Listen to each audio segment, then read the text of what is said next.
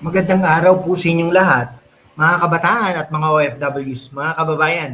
Ako si Lan ng hashtag Walk with Lan. At ngayon happening now, nagkikita ang House Justice Committee para i-vote ang kanilang report sa impeachment case laban kay Vice President Sara Duterte. At mamayang hapon yata, iakyat na ito sa plenaryo ng House of Representatives. Tingnan po natin kung magtatagumpay po sila na ma-impeach si Vice President Sara Duterte. At pag na-impeach yan, i-elevate na po yan sa Senado na pinamumunuan naman ni Tito Soto. Pero teka muna bakit parang scripted na ito? Bakit unanimous probable cause noon, tapos ngayon formality lang? Intellectual tayo ngayon, critical, fact-based, walang kinikilingan, pero malinaw ang katotohanan. Buckle up, ilang mga minuto tayo ng matinding analysis, wag i-skip, maraming bombshells.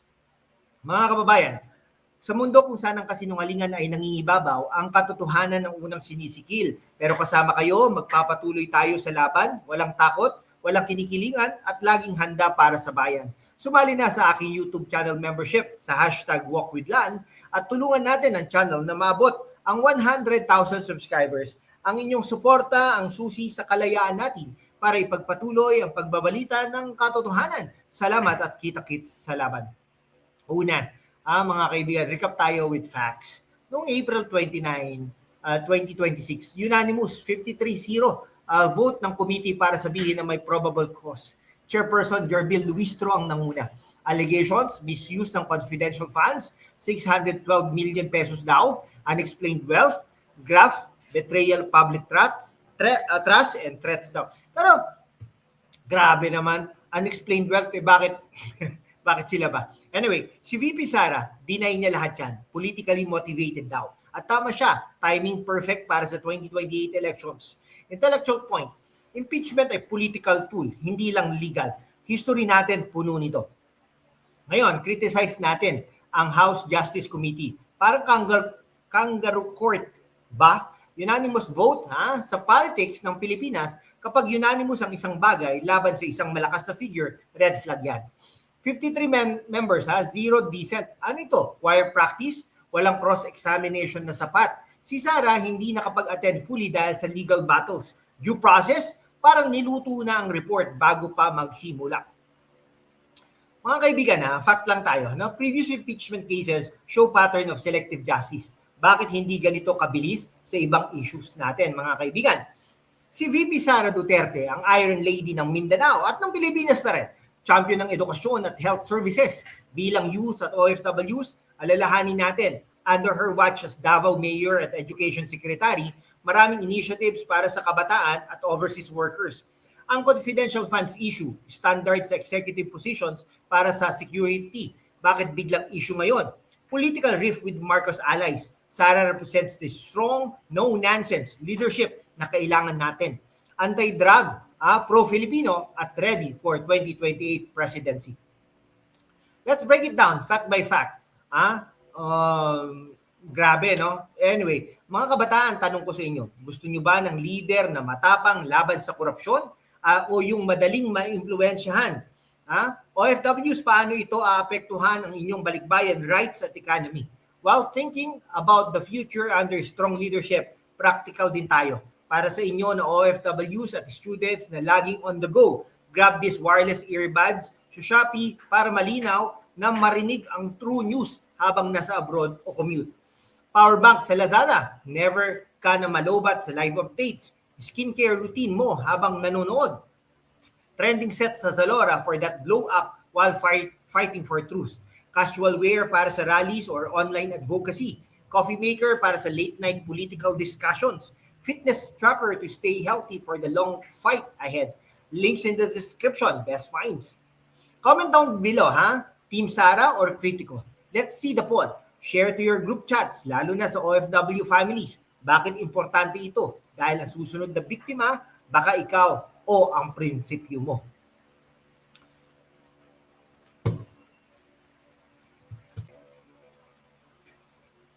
Pero mga kabataan at OFWs, huwag tayong tumigil sa surface lang. Let's go deeper. Intellectual level, ano ba talaga ang mas malaking picture dito? Una, tignan natin ang pattern of selective prosecution. Noong panahon ni Presidente Duterte, maraming critics ang nagsasabi na rule of law. Ngayon, under this administration, biglang ang Vice President ang target. Coincidence or political consolidation? Parang may quota sila, no? Isang Duterte bawat taon para impeach. Pero seryoso, history ng Philippine impeachment. Estrada, Corona, at ngayon si Sara, madalas ito ay ginagamit na hindi para sa hustisya, kundi para sa power play. Ang daming unresolved issues sa bansa. Inflation, joblessness for OFWs, education crisis. Bakit ito ang priority ng House Justice Committee? Sa mga kabataan dyan na nanonood, alam nyo ba na si VP Sara ang may pinakamalakas na suporta sa younger demographics sa Mindanao at Visayas? Dahil siya nagsulong ng free college, skills training at anti-drug programs na talagang nakakaapekto sa inyong future. Tanong ko sa inyo, gusto nyo bang maging leader ang isang taong matapang at may spine o yung puro political drama lang? Comment down below, Sara 2028, kung ready kayo sa bagong chapter ng Pilipinas. Mga kababayan nating OFW sa Middle East, Europe at Asia, alam namin ang inyong sacrifices. Habang kayo nagpapadala ng remittances na nagpapaikot sa ekonomiya, nandito sa Pilipinas ang ilang politiko na abala sa pagpapahina ng isa sa pinakamalakas na leader natin. Si VP Sara ay vocal sa mga karapatan ng OFWs. Mas madalas niyang binabanggit ang inyong welfare kaysa sa iba. Kapag na-weak siya, sino ang susunod na magdidepensa sa inyo laban sa abusive employers o kapag may bagong labor policies? O balik tayo sa House Justice Committee. Bakit parang rush ang proseso? Limited evidence presentation, limited defense time. Parang guilty until proven innocent ang dating. Sa isang tunay na demokratikong proseso, dapat balance ang ebidensya. Dito parang may script na sinusunod, confidential funds, standard practice sa ilalim ng previous administration din. Bakit biglang ginawang cardinal sin ngayon? Kung ganito, kabait ang komite sa lahat ng bagay, bakit hindi nila impeach ang traffic sa EDSA? Dahil hindi politically convenient. Kaya ano ang susunod? Kung mag-forward ito sa plenaryo, magkakaroon ng debate sa buong House. Pero ang tunay na hukom dito ay ang Filipino people. Lalo na kayo sa kabataan na buboto sa 2028 at OFWs ng boses ay malakas sa social media. Huwag tayong maging manonood lang. Maging aktibo sa pagbabahagi ng facts. Hindi fake news mula sa magkabilang panig. Suportahan natin ang due process, pero wag rin nating hayaang maging kangaroo court ang Kongreso. At habang nag-iisip kayo tungkol sa future natin, practical din tayo para sa inyo na laging updated. Wireless earbuds sa Shopee. Perfect para pakinggan ito habang nasa site o commute. Portable power bank sa Lazada para hindi kayo maubusan ng battery sa live updates.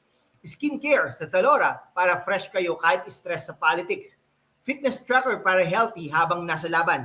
Coffee maker para sa late night discussions. Lahat yan, best finds. Link sa description. At saka, syempre, itatag din po natin. Ngayon, bago ko tapusin itong mahabang pag-uusap natin, sa uli, ang laban na ito ay para sa hustisya, hindi lang kay Sara.